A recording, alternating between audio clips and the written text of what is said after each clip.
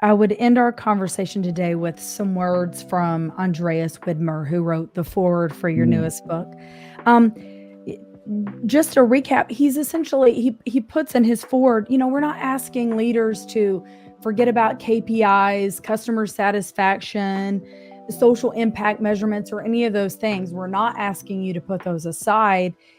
It's on the contrary. What we're saying is, if you would implement this this way of thinking, this reflective Mhm. time, um, I would wager you're actually going to find it easier to achieve each of those goals because you're going to feel connected and your people are going to feel more engaged.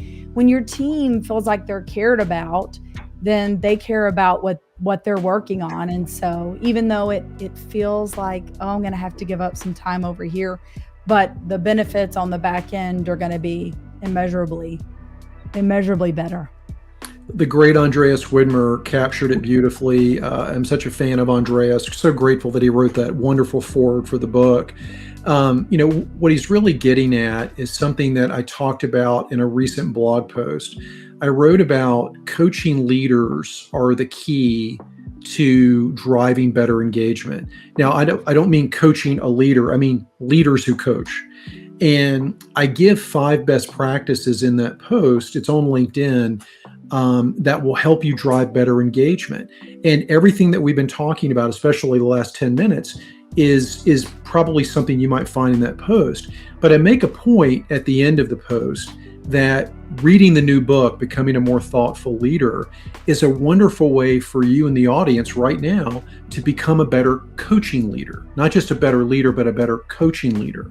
You will be equipped when you read this book with all kinds of new tools to help you invest in yourself and the people around you.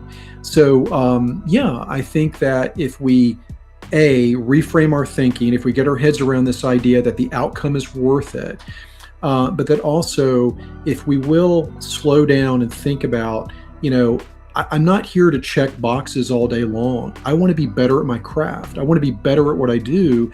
I've got to drive good numbers, but I've got to get there maybe in a way that is a little different. I'm going to work on myself. I'm going to develop the people around me. And if I do that, to Andreas's point, I'm going to have better numbers. My KPIs will look fantastic.